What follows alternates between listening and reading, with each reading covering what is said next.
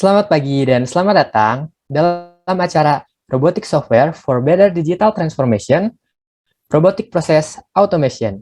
Sebelumnya, perkenalkan, saya Liam Moses dari Teknik Elektro Universitas Kristen Maranatha Angkatan 2021. Dan perkenalkan, nama saya Betania Chandra dan saya dari Teknik Elektro Universitas Kristen Maranatha Angkatan 2018. Dan pada acara hari ini kami akan memandu Anda sekalian. Sebelum kita mulai lebih lanjut, kita akan membukanya dengan doa terlebih dahulu. Doa akan saya pimpin dengan cara Kristiani, bagi Bapak Ibu hadirin yang beragama lain dapat menyesuaikan dengan agamanya masing-masing. Doa kita mulai. Kami bersyukur ya Tuhan untuk pagi hari yang indah ini, kalau Tuhan dapat kumpulkan kami melalui Zoom meeting ini Bapak. Sebentar Tuhan, kami ingin mendengarkan webinar seminar hari ini Tuhan, kiranya Bapak Kau pimpin dari awal, pertengahan, hingga akhir acara ini ya Bapak. Berkati setiap pembicara, setiap fasilitas yang kami gunakan, dan juga jaringan internet yang kami gunakan juga ya Bapak. Dan Bapak, biarlah Tuhan kami dapat sesuatu juga dari acara hari ini ya Bapak. Kami bersyukur ya Bapak, hanya dalam nama Yesus Kristus kami berdoa dan mengucap syukur. Haleluya. Amin.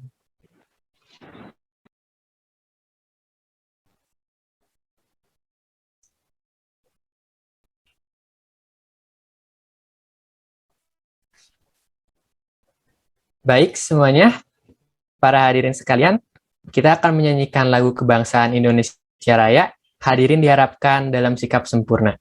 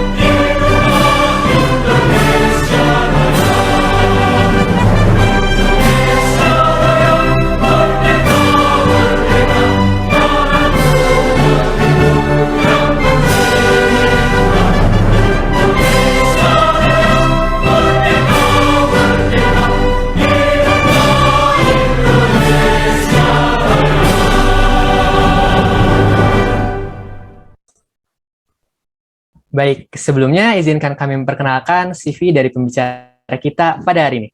Pembicara kita hari ini adalah Bapak Ricky Susilo, STAWP, dan beliau adalah alumni Universitas Kristen Maranatha, Program Studi Teknik Elektro, Angkatan 98, CEO dari Sistem Anugerah Prima PT, Director RC Electronic CV, Founder Bembu Teknomedic PT, Founder Pipesize.id, dan Peopleshape.id. Dan seperti yang telah ditampilkan pada slide berikut.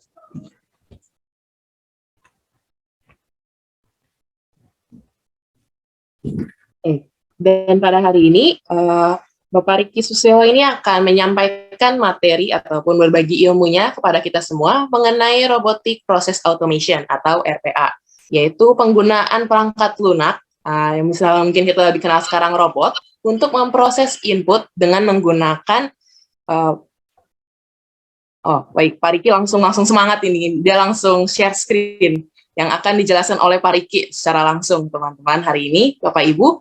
Nah, ini dengan berdasarkan sistem komputer sesuai dengan standar kinerja perusahaan. Dengan RPA, maka perangkat lunak dapat mengerjakan proses data yang biasa dikerjakan oleh manusia, sehingga dapat mempersingkat pekerjaan yang kita bisa lakukan secara berulang dengan skala yang besar. Langsung saja kepada Bapak Ricky Susilo, kami persilakan. Ya, oke. Terima kasih Bapak Ibu semuanya yang telah hadir di webinar kali ini. Terima kasih juga untuk para kaprodi, dosen-dosen yang telah hadir ya, dan juga para mahasiswa semuanya. Terima kasih boleh memberikan kesempatan untuk kita diskusi bersama nih tentang RPA itu apa sih sebetulnya, Robot Process Automation sebetulnya. Nah, sebelum kita melanjut ke sana, saya boleh tahu dong sama-sama, kolom chatnya nanti boleh dibuka. Kira-kira menurut Bapak Ibu semua, teman-teman semua nih, apa yang dimaksud dengan RPA, Robot Process Automation? Atau yang sederhananya ini, apa yang dimaksud dengan automation? Kalau Bapak Ibu tahu, boleh tulis di kolom chat. Kira-kira menurut Bapak Ibu, automation itu apa sih? Oke, belum ada yang typing ya? Bingung mungkin, automation itu apa? Oke, nggak apa-apa kalau begitu.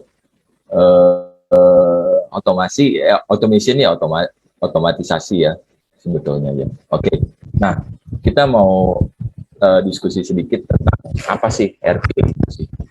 Oke. Nah, sebelum ke sana tadi sempat dibacain juga kan CV saya. Nah, ini waktu saya dulu nih, ini waktu pas reuni akbar di 2017, kita datang. Kemarin sempat diminta oleh Kaprodi juga foto-foto waktu zaman kuliah. Nah, masalahnya kuliahnya udah lama banget, hampir 20 tahun yang lalu, di mana Facebook, Instagram belum ada, sehingga arsip buat di fotonya nggak ada. Jadi nemunya cuma foto ini doang nih kayaknya. Okay. Nah, ini kita dengar cerita.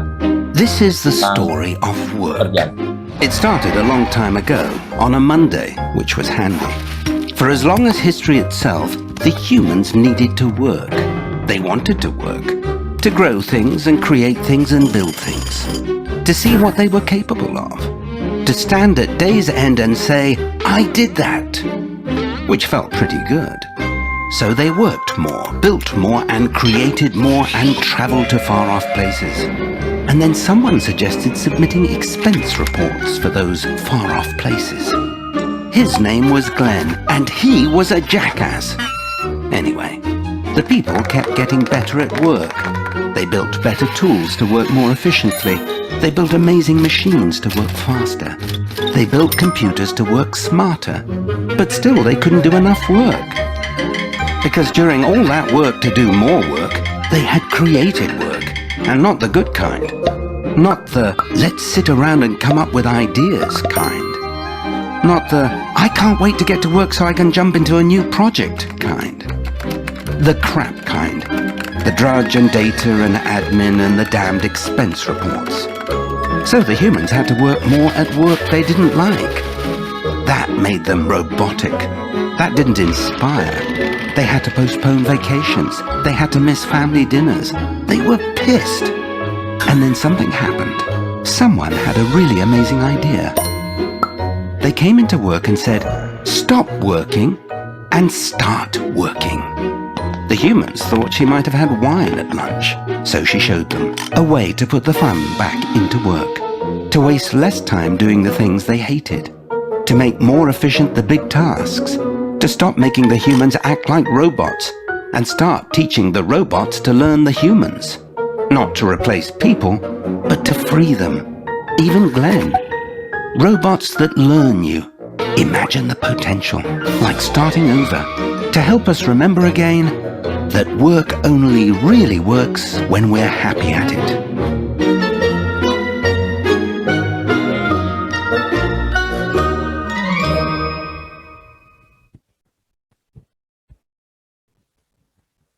Ya, jadi Bapak Ibu semua, kalau kita lihat tadi video tadi ya, manusia itu kan memang pada waktu dia lahir, terus dia besar, dia kuliah, setelah itu dia pasti bekerja. Ya. Nah, teman-teman mungkin yang masih kuliah, ada juga yang pada saat kuliah atau pada saat belajar itu juga bisa sampai. Tapi manusia tidak dapat bisa menghindari kodratnya bahwa dia harus bekerja. Nah, lalu semakin hari dia bekerja, akhirnya tujuannya jadi bekerja sebetulnya. Padahal manusia juga punya tujuan yang lain sebagai makhluk sosial. Kalau tadi di video tadi kan ada keluarga, orang bisa makan malam, dinner bersama family-nya, seperti itulah gitu. Nah, itu tujuannya sih. Nah, kalau dilihat dari video tadi, kenapa sih akhirnya manusia menjadi seperti robot tanda kutip untuk melakukan pekerjaan segala sesuatunya. Nah, sebelum sampai ke sana kita bahas sedikit juga sih. Nah, ini adalah waktu kita era-era pada kita teknologi disruption ya. Waktu pertama kita ada di sini kan. Kita bicara tentang mainframe di sini ya. Bagaimana mainframe itu bisa berjalan, mainframe itu bisa ada. Lalu kemudian kita beralih, semua orang harus punya PC. Sudah terbiasa dengan PC-nya.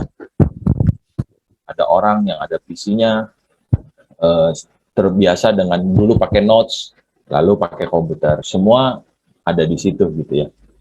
Nah, lalu selanjutnya mulai orang memikirkan ketika orang mulai sudah terbiasa dengan PC, dengan komputer gitu, lalu orang berpikir bagaimana cara membuat graphic interface, user interface yang enak nih untuk kita input di sini kan, untuk kita input di sini. Nah, setelah itu orang mulai berpikir lagi ketika orang mulai sudah mulai mature ya, mulai input komputer, tampilannya sudah nyaman, bahkan ada retina display ya buat kita lihat nyaman ke mata.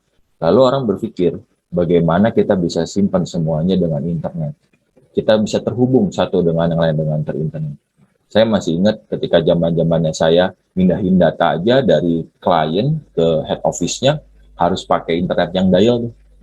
Bunyi terus, wah dikirim gitu. Pokoknya butuh waktu yang cukup signifikan. Nah, lalu setelah orang berpikir ada internet sudah masif. Lalu orang berpikir, bagaimana saya bisa kapanpun, dimanapun, saya bisa dikontak, saya bisa mengontrol apa yang menjadi pekerjaan saya. Nah, jadi orang sekarang sudah pakai mobile. Kita banyak smartphone, tablet, segala macam yang betul-betul kita bisa hand carry. Bahkan ini bisa jadi lebih penting daripada identitas kita atau dompet kita kan di poin ini kan. Jadi sudah terhubung dengan internet, smartphone-nya, alat ini, alat kecil ini, lalu semua orang kita bisa mengontrol sesuatu di situ. Bahkan kita cuma tinggal, hey Siri, atau oke Google, turn on my bedroom, gitu kan. Misalnya seperti itu kan. Jadi kita udah ke sana. Lalu selanjutnya ketika orang sudah mulai mature dengan mobile, sudah biasa, orang mulai ke sini. Sekarang kita mulai berpikir bagaimana takutnya nanti kalau data phone book saya di handphone hilang, handphone saya hilang, maka datanya hilang semua. Nah, di sini kita mulai berpikir, kita simpan semuanya datanya di cloud. Simpan datanya semua di awan-awan gitu ya, di storage yang entah berantah tempatnya di mana. Supaya apa? Kalaupun alatnya hilang, kita masih bisa tarik lagi. Nah, banyak orang bisa berpikir sampai di sini. Nah ya, ini kalau di sini kan tulis kita imagine kalau Salesforce itu tidak ada cloud-nya. Salesforce itu salah satu aplikasi. Nah, dari sini sebetulnya ada step selanjutnya, yaitu bagaimana kita bisa mengotomatisasi semuanya itu sih. Nah, otomatisasinya dengan apa? Dengan RPA tentunya, Robot Process Automation. Nah, jadi sebetulnya apa sih robot process automation itu sih sebetulnya gitu. Nah, robot process automation itu adalah sebuah sistem, sebuah software, sebuah aplikasi yang mempunyai artificial intelligence dan machine learning posisinya di sini di atas ini. Jadi kalau dia cuma software biasa, cuma melakukan repetitif doang, dia tidak akan menggantikan proses server tersebut ya, menggantikan proses, dia bukan RPA gitu, dia cuma sebuah aplikasi yang umum gitu, yang umum gitu. Ya, oke. Nah, lalu dari sini dia untuk apa sih tugasnya software ini? Untuk menghandle semua repetitif, semua pekerjaan yang sifatnya volumenya tinggi, yang dilakukan berulang-ulang. Ya beda-beda sedikit nggak apa-apa. Tapi intinya dia melakukan prosesnya berulang-ulang. Yang mana sebelumnya sudah pernah digunakan oleh manusia. Jadi sebelumnya manusia mengerjakan. Lalu setelah manusia mengerjakan, dia merasa bahwa aduh kayaknya pekerjaannya berulang-ulang nih. Nah, akhirnya dia bikin sebuah software, sebuah aplikasi, sebuah yang kita namain RPA, supaya bisa membantu manusia ini yang mengerjakan ini, membantu tim saya, membantu saya untuk kita tidak melakukan berulang-ulang. Nah, hasilnya apa? Ya di sini hasilnya. Hasilnya adalah kita punya managing calculation, bisa kita maintenance recordnya, bahkan kita bisa email loh di sini. Dia bisa email. Nanti di depan saya akan demoin bagaimana sistemnya tuh bisa email sendiri ke kita sih. Sebetulnya begitu. Oke. Nah, selanjutnya, jadi teman-teman semua, Bapak Ibu, itulah konsep dari RPA ya. Oke. Nah, apa sebetulnya yang perlu dilakukan di proses di automate seperti ini? Oke, yang pertama kita harus tahu bahwa ada pekerjaan yang manual, banyak sekali manual, tapi repetitif, high volume, kita sebutnya di sini poin kedua. Lalu terus kita juga punya parameter yang jelas, rule based di sini. Buat apa? Supaya kita bisa fleksibel lah processingnya. Parameternya mungkin nggak fix satu, tapi bisa ganti-ganti gitu. Tapi supaya apa? Supaya dia fleksibel. Terus kita juga punya low accession rate. Jadi nggak harus perfect ya, seperti kita melukis gitu ya. Kan kalau melukis harus perfect sekali gitu ya. Kalau ini nggak perlu gitu ya. Nah, supaya ujungnya kita bisa dapat operational excellence. Nah, terus kita juga punya standar format untuk input dan juga untuk outputnya, supaya kita bisa stable prosesnya dan menjadi mature sih. Nah, itu adalah gambaran besar idenya, hal-hal yang bisa kita bikin automate. Hal-hal yang bisa kita bikin menjadi sebuah proses di RPA sebetulnya, robot process automation. Oke. Nah, selanjutnya ini adalah contoh implementation dari RPA itu sendiri ya. Mulai dari customer service kan di paling atas, terus supply chains. Kalau customer service saya baru keingetan ada bot ya. Orang bisa jawab pakai bot gitu ya. Makin lama nanti botnya makin pintar. Kalau ditanya ada keywordnya apa, dia bisa langsung jawab gitu ya. Jadi jawab otomatis. Terus di supply chains buat warehouse, stock, terus di human resource. Kalau saya mau bayar gaji, perhitungan gajinya mungkin sudah fix ya, sudah clear ya. Tapi waktu mau transfer, saya harus transfer bikinin Excel segala macam, lalu saya transfer satu-satu. Nah, dengan RPA itu semua bisa dilakukan, tinggal kita nanti tinggal submit, approve aja sih. Nah, di healthcare, di medical, financial service, di bank-bank sudah mulai banyak. Sudah banyak, beberapa bank sudah nggak mulai menghilangkan tellernya. Kalau daftar uang tinggal masuk di situ, tinggal daftarin gitu. Terus terakhir di accounting, untuk bikin reconcile, menghitung segala sesuatu di situ. Nah, di situ sudah mulai dengan RPA. Oke. Nah, ini adalah satu proses bagaimana RPA platform itu bisa kita pasang. Kebetulan saya partnernya dari UiPath. Jadi ya saya jelasinnya dari UiPath aja sih sebetulnya. Ada di tempat lain yang lain banyak, ada beberapa. Oke ya. Nah, yang pertama adalah kita mulai dari discover yang ini paling atas. Jadi kita harus tahu nih, apa sih yang bisa kita automate? Kita harus mengerti di satu sisi ini. Kalau saya kebetulan kan di IT konsultan juga. Nah, kalau di kita, saya selalu bilang sama tim, kalau kita membuat sebuah aplikasi, terus aplikasi ini akan dipakai berulang-ulang, fungsi ini, coding ini akan dipakai berulang-ulang, maka fungsi coding ini harus kita rubah menjadi sebuah fungsi. Sehingga ketika satu form, satu report, atau hal lain yang akan memerlukan fungsi, memberikan coding ini, dia cuma tinggal memanggil fungsinya. Nah, itu adalah dasar yang paling sederhana sebetulnya.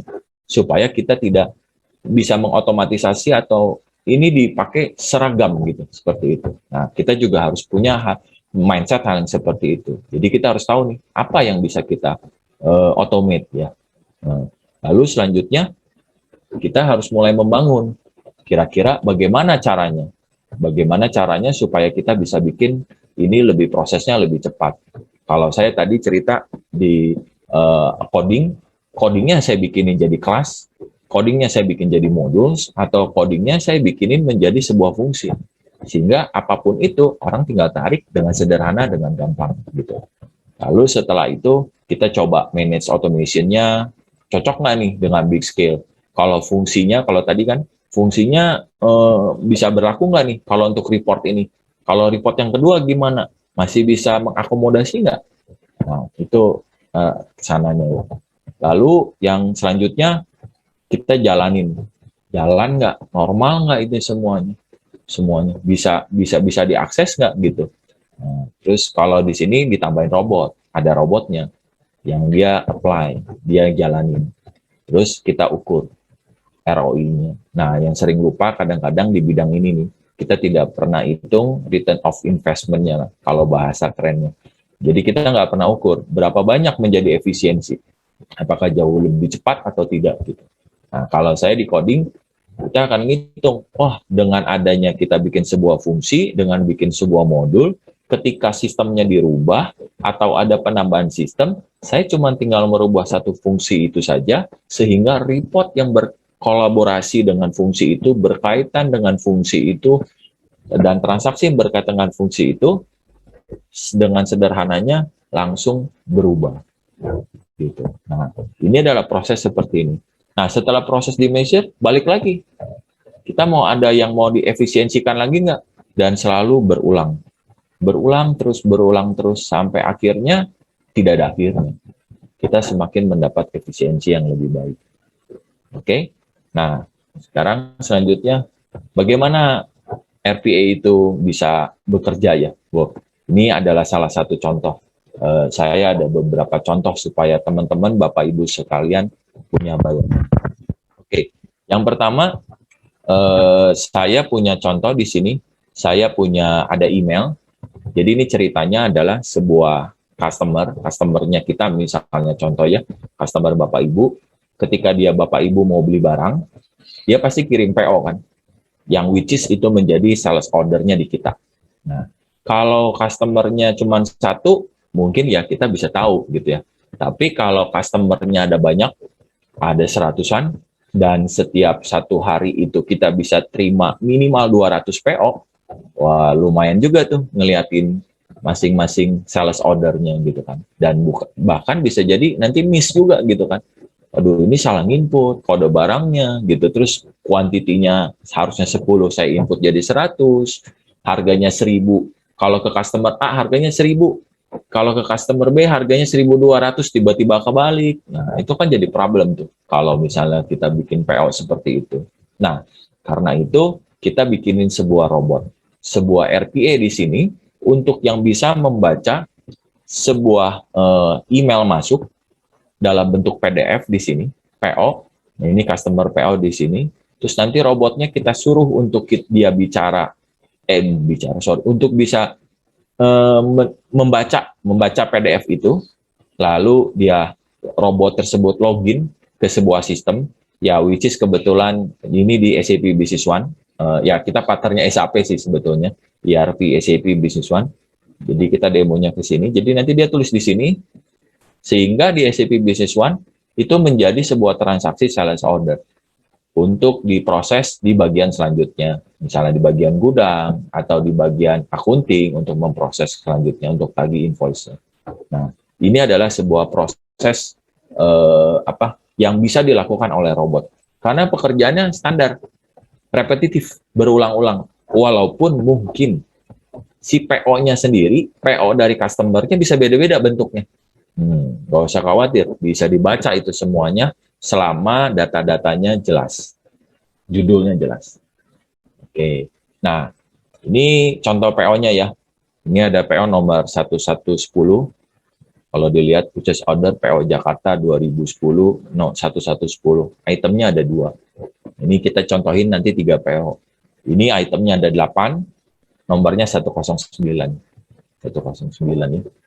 Terus yang ini nomornya 101. Ini kita baca belakangnya aja ya. 101 di sini. Ini itemnya juga ada 5. Oke. Nah, ini mereka kirim semua dalam bentuk PDF. Semua dalam PDF. PDF-nya nanti dikirim pakai email. Terus ya nanti kita tinggal kasih sih sebetulnya robotnya, kita kasih kredensialnya, emailnya kita untuk dia bisa baca di situ. Nah, oke. Nah, ini demonya ya. Kemarin udah disiapin sih. Kita lihat demonya ya. Nah, jadi yang pertama ini bisa dilihat, ini foldernya kosong ya di sini. Ini folder yang PDF-nya nih kosong. Jadi dari email kan, kalau kita mau baca dia attachment kan kita harus attachment-nya harus kita download ya. Nah, nanti jadi si robotnya dia download dulu sih. Ya, sebelum download dulu. Nah, terus nanti di sini teman-teman semua bisa lihat ada 2 tas sih. Yang pertama adalah tas untuk mengakses dan membaca email. Jadi yang pertama itu. Terus kita simpan tas itu ke dalam sebuah folder. Oke. Kita lihat ya. Ini jalan, ini masih kosong ya datanya. Terus kita running, ini contoh software RPA-nya di UiPath. Kita bisa tuh ada save attachment-nya di mana, kita bisa simpan situ. Oke, kita run. Begitu selesai di run, nanti kita lihat yang tadi foldernya kosong, langsung keisi tuh semuanya. Ya. Nah, setelah itu, ini tes yang kedua nih. Ini codingnya rada panjang dari tes itu karena dia harus buka SAP Business One-nya. Nah, kita running nih, sudah di running. Begitu di running, otomatis robotnya akan buka SAP. SAP Business One ini aplikasinya. Dan ini robot, bukan user lagi yang bikin. Dia langsung ngetik sendiri, dia buka menunya, mulai dari buka menunya, dia ngetik sendiri. Nah, tadi ada 3 PO, ini kita masukin, ini nomornya 101 ya, di atas ya, yang customer ref number. Ya betul, 5. Dia input sesuai dengan PDF yang ada. Ada 5 item, kan tadi ada 3 item, 8 sama 5. Selesai 1, dia beres, dia buka lagi menunya. Dia mengulang lagi, terus dia masukin. Ini yang banyak kok nggak salah. Nomor ya 109. 109. Jadi dia mulai input nih di sini. Dia baca PDF-nya, terus dia langsung input di SAP Business One. Nah, apakah harus dengan SAP Business One? Bisa juga dengan yang lain. Bisa juga dengan aplikasi yang lain. Cuman ya karena kita partner SAP, kita bilang ya, pakai SAP aja supaya lebih canggih kan, SAP canggih. Nah, ini yang ketiga, kan tadi ada 3 PO ya. Yang ketiga nih, dia ngisi. Ini yang dikit kalau nggak salah nomornya ya 1110. Dia otomatis. Kalau orang pasti waktu nginput ada jedanya. Kalau ini enggak, dia nggak ada jeda sama sekali. Jadi betul-betul semua diinput. Setelah selesai diinput, yang tadi PO yang ada di depan, dia pindahin ke backup.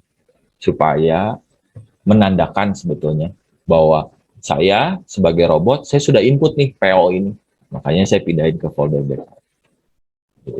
Nah, jadi kita boleh bilang, ini pekerjaan yang repetitif, yang mungkin berulang terus ya. Kalau PO-nya cuma 1 hari 3 atau 4, mungkin masih bisa sama orang gitu.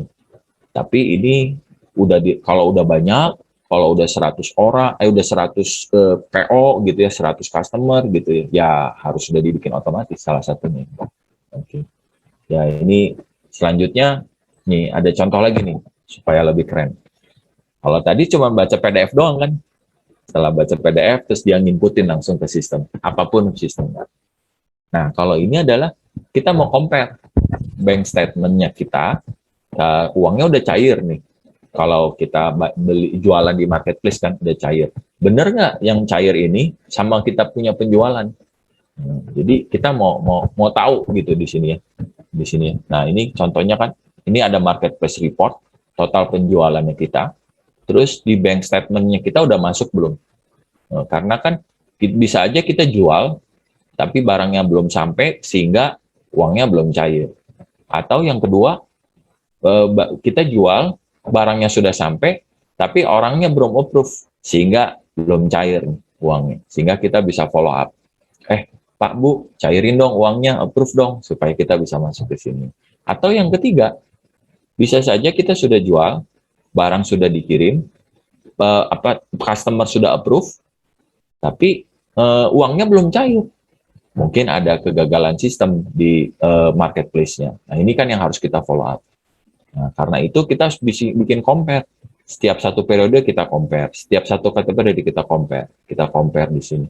Sudah compare, kita send result-nya. Mana yang sudah berhasil, mana yang belum.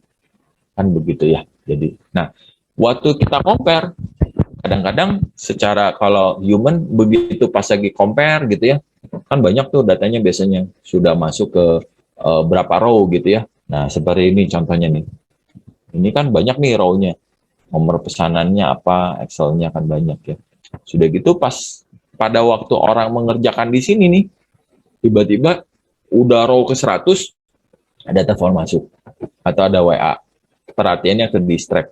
Begitu perhatiannya ke distract, jadi dia harus ngulang lagi mungkin. Nah, dengan ini kita coba untuk membuat sebuah RPA-nya. Ini contoh. Data marketplace-nya ya. Data download kita datanya banyak, cukup banyak lah. Oke, ini datanya banyak di sini. Data dari marketplace. Data. Yang kedua adalah data mutasi bank. Ini mutasi banknya banyak nih. Bahkan ada juga yang mungkin bukan dari penjualannya marketplace. Oke. Nah, setelah itu ini kita run. Ini codingnya nih banyak nih, panjang lah. Ini cara ngodingnya kalau di RPA-nya. Oke. Setelah kita run ya. Oke. Nah, di run. Ini kebetulan kita pasang di belakang under background. Dia akan melakukan proses ini. Dia akan mengambil informasi dari nomor pesanan, dibandingin, terus komparasi, amount-nya benar atau enggak, gitu kan ya. Terus lalu selanjutnya dia akan memilah data. Mana yang sudah di payment, yang sudah komplit, atau mana yang belum. Lalu kita akan simpan terpisah. Nah, ini sudah selesai nih, beres. Cepet banget kan? Nah, terus dia otomatis email nih. Bunyi itu email. Gitu kan? Langsung dia tulis hasil validasinya. Nah, dia akan ada 2 attachment. Satu attachment yang done. Ini semua yang sudah beres nih. Nomor pesanannya ditulis, username-nya ditulis. Username-nya kita encrypt ya, karena memang ini data kan buat demo ya. Kita lihat nih, total pembayarannya kalau misalnya ada selisih pun dia akan tampilin. Nah, ini yang incomplete-nya. Berapa banyak yang incomplete-nya? Nah, cuman ada 6.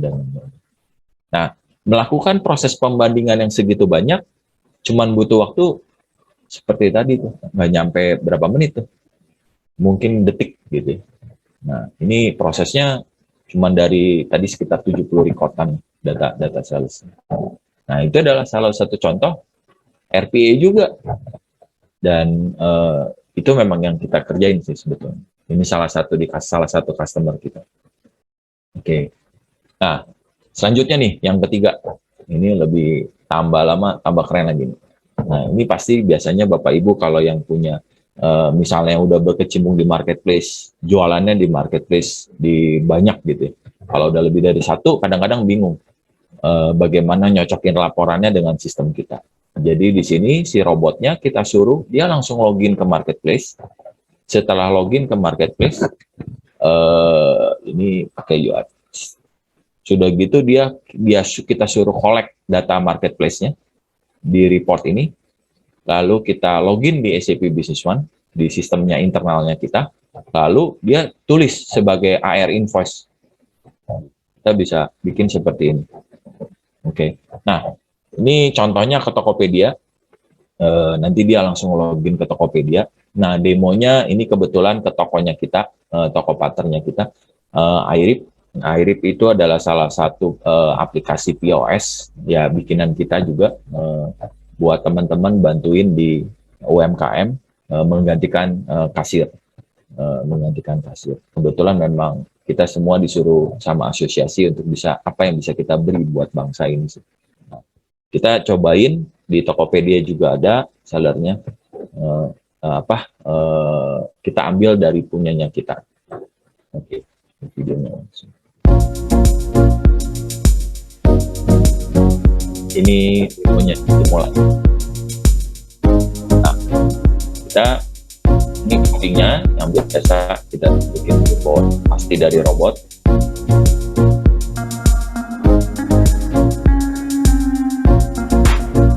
Lalu tadi sudah di-compile kalau yang ini aplikasi.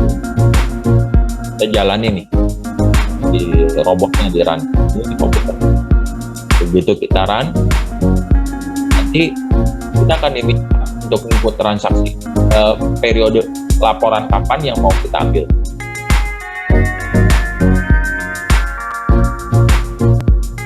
Kalau ini kita ambil contoh, kita mau ambil dari tanggal 14 Februari sampai tanggal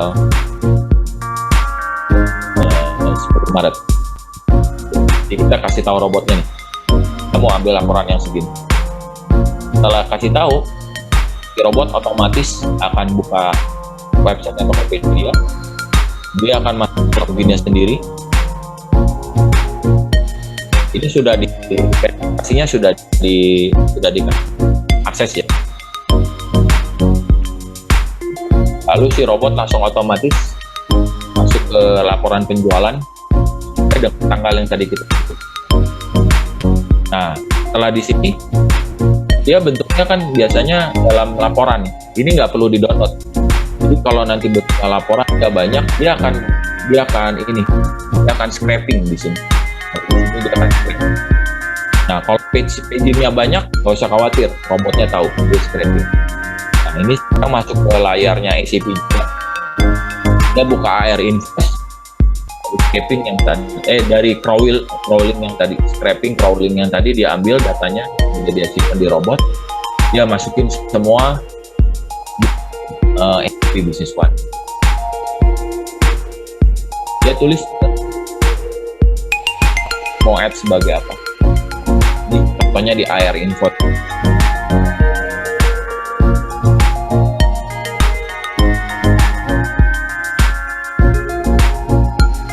Ini kebetulan ada 3 sih penjualannya.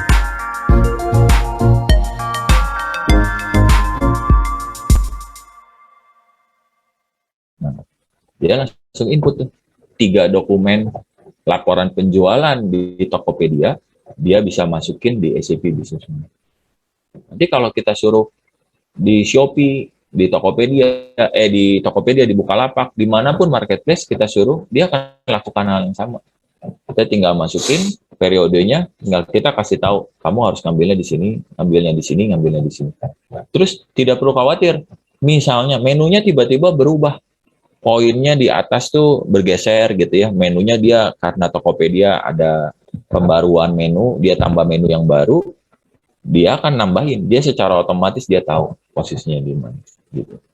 Nah, kalau dilihat resultnya ya, ini pas perhitungan kita, kalau download sales di Shopee backend, kalau manual nih 120 menit nih, satu-satu harus ngeklik gitu ya, dengan RPA dengan UiPath sih 77 detik gitu. Kita totalin tuh, ada send email, cancellation. Jadi kalau ada orang diminta, udahlah saya kerjain sesuatu, admin tolong dong kamu download penjualan kita dalam satu periode tertentu dan kamu email ke saya ya, sekalian cek mana yang sudah lunas, mana yang belum. Nah, totalnya kalau kita lihat itu 1860 detik. Nah, dengan RPA dengan UiPath 263. Ya, which is itu 86% jauh lebih baik. Nah, ini salah satu yang kita lihat, yang kita cari, yang kita cek ya, mulai dari download salesnya, data normalization-nya. Nah, kalau dilihat yang paling berkutat banyak itu adalah pada saat di sini, waktu bikin data normalization dan reconcile. Waktu manusia, kalau ada admin yang menjalankan ini, pasti dia butuh waktu jauh lebih banyak di reconcile dan di manual. Nah, kalau robot, semua steady, tidak ada perubahan, termasuk sampai ke send email. Nah, ini contoh yang misalnya. Nah, result yang lain, kita juga pernah lihat, ini kalau ngambilin dari manual ya, UiPath, terus Tokopedia, ini efisiensinya segala macam. Nah, ini buat gambaran buat Bapak Ibu. Nah, kalau kata McKinsey nih, bukan kata saya, kalau tadi kan kita yang lihat, kalau McKinsey kan dia udah survei lah, survei terbesar lah, number one termasuk in the world. Dia bilang dengan kita pakai RPA, kita akan consume time. Time-nya bahkan lebih baik. Bahkan dia bilang, tahun 2025, kita bisa save 5-7 triliun US dollar. Ya, sampai tahun 2025. Dan akhirnya 9% untuk workforce itu jauh lebih baik. Jadi manusia nanti akan mempunyai lebih banyak waktu gitu ya, untuk bisa efisiensi dan segala macam. Jadi ini sebetulnya yang menariknya di situ. Dengan RPA bisa consume time, bisa efisiensi, dan orang bisa berpikir jauh lebih mature untuk mengembangkan sebuah bisnis atau mengembangkan sebuah tujuan. Oke. Seru kayaknya. Oke, nah ini purpose-nya nih. Nah, ini yang mau kita garis bawahi sebetulnya. Nah, purpose ini apa sih sebetulnya? Purpose-nya bahwa sebetulnya kalau saya pribadi ya, RPA itu bukan untuk menggantikan manusia, tapi adalah untuk membantu manusia, untuk membantu kita semua, supaya kita bisa bekerja dengan lebih efisien, dengan lebih efektif, sehingga kita menghasilkan hasil yang lebih baik. Kalau saya konsepnya Pareto, dengan bekerja 20%, saya bisa menghasilkan 80%. Gitu sih. Itu yang punya konsepnya seperti itu. Nah, ini juga salah satunya journey kita mau hyper automation. Ya, pertama ya memang proof, kita harus tahu sih. Kita harus memang ngerti posisinya. Terus establish, kita mulai coba satu dengan yang lain. Expand, nah bahkan sampai ke scale. Nah, kalau ke scale, tadi sempat di depan sempat ngobrol sama Pak An juga, sama Bu Novi. Waktu kita jadi partnernya UiPath, teman-teman di tim mulai coba nih, posisinya apa, uji coba si aplikasinya sendiri. Begitu pas uji coba aplikasinya, testing yang tadi dibikin, tim kita yang betul which is masih itu orang IT, dia bilang, Pak, ini kalau nanti dipasang, kasihan juga ya, bisa jadi nanti banyak pengangguran. Lalu saya bilang, mindset-nya bukan di sana sih sebetulnya. Mindset-nya bukan robot ini menggantikan, bukan menggantikan manusia yang saat ini bekerja, bukan. Mindset-nya adalah untuk membantu manusia. Sehingga teman-teman di admin, teman-teman yang dulunya mengerjakan posisi itu, dia harus punya inisiatif, dia harus punya kreativitas untuk bisa meningkatkan kinerjanya. Jadi bukannya cuma hanya sebagai melakukan task yang berputar terus. Nah, berputar terus. Nah, itu waktu kita bicaranya masih di sini nih, di proof, establish, sama expand. Nah, sekarang di beberapa RPA sudah mulai scaling. Scaling itu apa? Ya ini kebetulan kita ada salah satu customer kita simpan robot di beberapa komputer klien. Buat apa? Bukan buat mengerjakan tas tadi, bukan. Tapi sudah buat menganalisa apa kerjaan apa yang dia lakukan yang bisa saya handle di kemudian hari. Kalau tadi kan pekerjaannya udah ada, mindset ngambil laporan gitu ya, terus udah saya ambil robot. Jadi kita yang menentukan. Nah, kalau sekarang RPA-nya udah kita simpan, robotnya di beberapa komputer yang biasanya which is itu mungkin kerjaan rutin. Nanti akhir bulan robotnya akan kasih tahu kita, Pak, istilahnya pekerjaan ini, operasional ini bisa saya saja yang handle. Sehingga adminnya bisa mengerjakan hal yang lebih baik. Nah, itu udah sampai ke scale. Jadi sekarang robotnya sudah mulai bisa berpikir, oke, wah pekerjaan ini repetitif nih. Berulang, berarti saya bisa handle. Robotnya sudah mulai berpikir. Gitu. Nah, ini sih ujungnya sebetulnya teman-teman semua, bukannya hal yang mengkhawatirkan menurut saya, tapi kita harus punya pola pikir bahwa ini adalah berarti saatnya saya harus mengupgrade diri saya. Saya harus punya inisiatif, punya kreativitas gitu. Untuk pekerjaan yang tadi. Kalau tadi kita dengar kan ada videonya di depan, story of work kan gitu ya. Bukan robot akhirnya menggantikan manusia, bukan. Tapi robot membantu manusia. Oke, nah ini contoh ya. Keuntungan dari RPA ya. Mulai dari meningkatkan produktivitas. Nah, robot itu bisa kerja 24 jam. Jadi kalau yang tadi atas ya, demo yang pertama tuh ada email masuk SO, sudah gitu selesai, dia langsung bikinin di sistem di SAP Business One gitu. Nah, kalau kita dikerjakan sama orang, pasti office hour.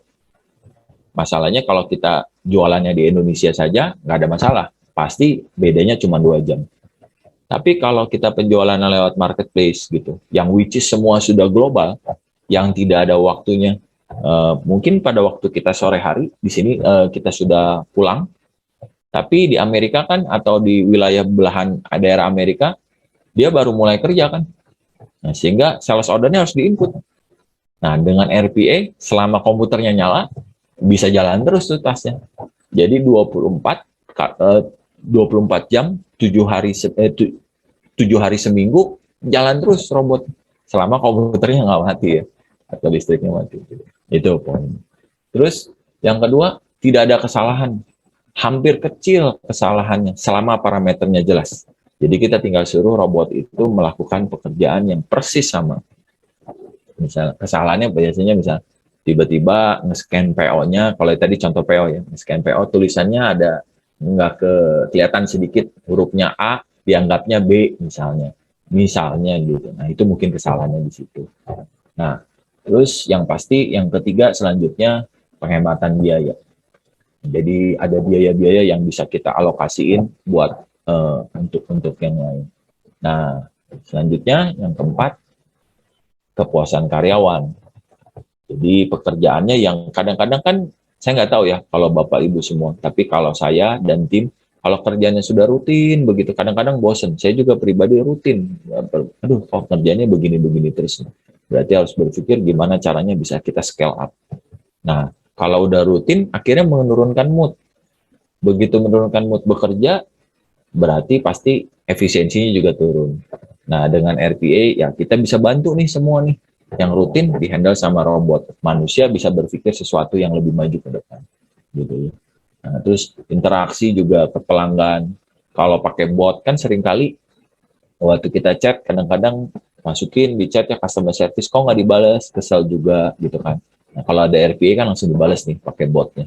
Nah, jadi, kesannya seolah-olah memang ada yang balas nih, langsung cepat tanggapnya kan. Itu kan jadi ke pelanggan, pengalaman pelanggan, ini asik nih, bagus gitu. Gitu. Terus juga yang pasti yang terakhir, meningkatkan kepatuhan. Nah, kalau robot sih pasti berjalan selama kita suruh, resource-nya ada, komputernya ada, listriknya ada, jalannya ada, pasti dia jalan terus. Dia akan mengerjakan sesuai dengan SOP. Nah, seperti itu. Nah, itu adalah mindset kita tentang RPA sebetulnya. Oke, terima kasih untuk Bapak Ibu yang telah hadir hari ini. Ini akhir dari sebetulnya presentasi saya.